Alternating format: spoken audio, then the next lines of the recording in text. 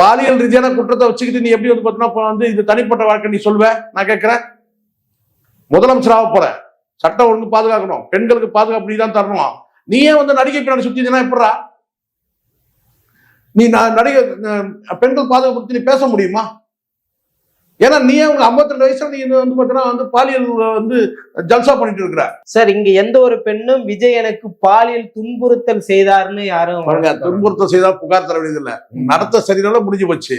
Okay, நடத்த சரினால முடிஞ்சு போச்சு. அப்புறம் நான் புகார் வேற தரணுமா? நான் கேட்கிறேன்.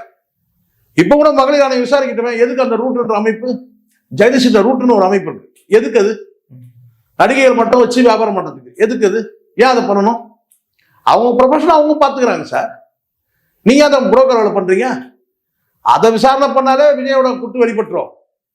ஸோ பெண் பித்தர்கள் சார், வந்து விஜய் வந்து பெண் பித்தர்கள் ப்ரூவ் ஆயிடுது. அப்புறம் வந்து பார்த்தீங்கன்னா புகார் தரலன்னா நீ யோகியனாயிருக்கியா நீ? ஸோ இதெல்லாம் வந்து அதான் நான் சொல்றேன் பாருங்க, இதெல்லாம் ஒரு வாதத்துக்கு ஏற்படும். ஆனா உண்மை என்ன என்பது மக்களுக்கு நல்லா தெரியுது. இவன் வந்து எப்போ வந்து வீட்டுக்கு ஒரு ஓட்டு இருந்தான். இதை நேற்று முந்தானத்தோட முடிஞ்சிச்சு. என்னைக்கு சங்கீதா போய் கோர்ட்ல தாக்கல் பண்ணதும் அந்த செய்தி வெளியாச்சு காட்டு தீ மாதிரி. உங்க வீட்டுக்கு ஒரு ஓட்டுலாம் கிடையாது. புரியுதா? நீ ரோட்டுக்கு ஒரு ஓட்டு கூட கிடையாது உனக்கு.